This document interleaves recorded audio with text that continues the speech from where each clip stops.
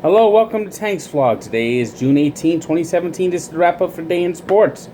We start off with the U.S. Open, where Brooks Koepka won the tournament, shooting a 5 under par 67 and finishing with one of the best tournaments ever in U.S. Open history at minus 16. It's tied for the lowest score in relation to par.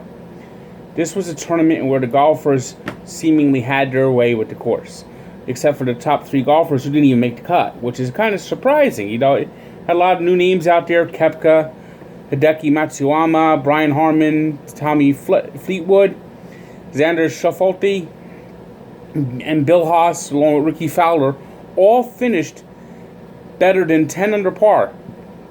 Previously, only 6 golfers all time were 10 under at U.S. Open. So this is a course that I don't think the USG is too happy with. They usually like to have the course win the tournament, and this time the course did not win this tournament. The golfers had their way, and the scores were the typical of which you would find on a regular Sunday and not on the U.S. Open. So I don't know if Aaron Hills is ever going to see another U.S. Open after this weekend with the scores the way they were. The scores were not. Well, I don't think the course was challenging. It wasn't as challenging as a U.S. Open golf course usually would be. Brooks Koepka, who started today 1 stroke back in a tie for second place, started off with 2 birdies, and from there he had a lead or a share of the lead. And then he won it with 3 straight birdies on the 14th, 15th, and 16th holes. Hideki Matsuyama finished second, and Harman, also with a minus 12, tied for second place. And it just was a weekend where I don't think you saw the type of golf you really want to see at a U.S. Open. Ricky Fowler was another one who had a rather disappointing tournament. Once again, he didn't do it on a Sunday. And for someone who is always in contention, but those Sunday letdowns just continue to happen. Now, he wasn't awful today. The course is a little more challenging today than it was the rest of the tournament. But he's never gone under par in the final round of a major. And if he ever wants to win a major, he has to do that. And that's kind of a letdown for Mr. Fowler today. But Brooks Koepka, congratulations on taking home your first major championship. And now truly a star has been born. Baseball today. Mets salvaged the final game of a 4-game series against the Washington Nationals, thanks to Jacob deGrom, who went 8 strong innings. And not only that, hit his first Major League home run. And as you'll see on my Sports Encyclopedia today, Monday is Jacob deGrom's birthday. So happy birthday, Jacob. And you have a home run to take home. Hopefully the Mets are able to retrieve that baseball for you and put on your mantelpiece. Something to remember for the rest of your life. You actually now have a home run. One team who wasn't able to salvage the final game of a 4-game series was the New York Yankees. Yes, the Yankees. They just got swept by the Oakland A's. The last place Oakland A's. I mean, the A's are the worst team in the American League coming in, and the Yankees just got pounded in Oakland. I mean, let's just put it this way. The Yankees are glad to be checking out of the Hotel California. They checked in first. And they check out, now they're tied for first. The Red Sox won 2 out of 3 in Houston. Red Sox are up and coming now. This is the Red Sox team that we kind of expected to take the control of that division. And the Yankees now with 6 straight losses heading home.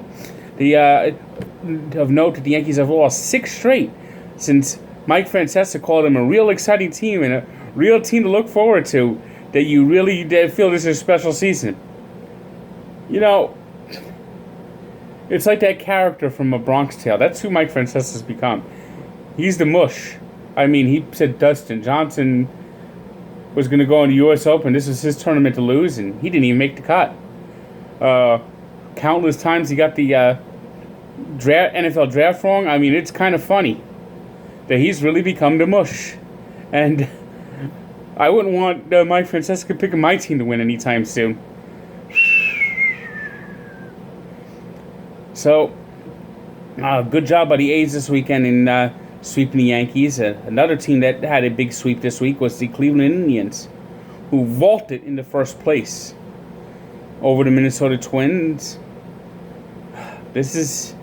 They're now taking control. You knew the Indians were going to be the class that division, but now they're taking control, and we'll see if they can take off from there. They now have a 2-game lead on the Twins. The Royals, who are playing better, they've sort of just climbed back into it. The Tigers are just treading water, and the White Sox look like they're getting ready for a long summer on the south side of Chicago. Out west, the Astros are struggling a little bit as of late.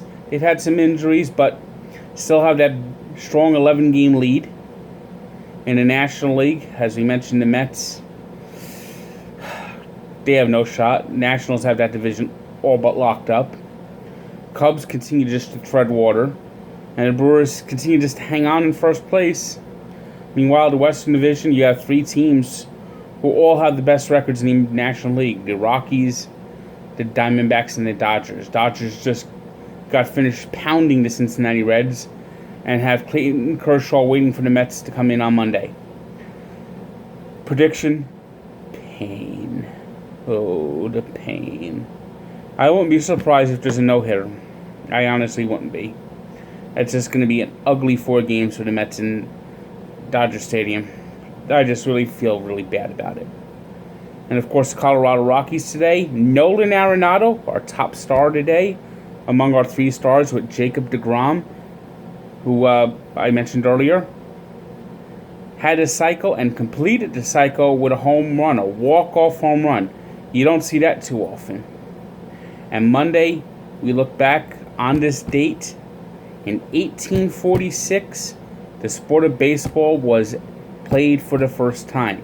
People try to say that it happened in Cooperstown, but that was a myth to try to pass off the pastoral history of baseball that was perpetuated in the 19th century.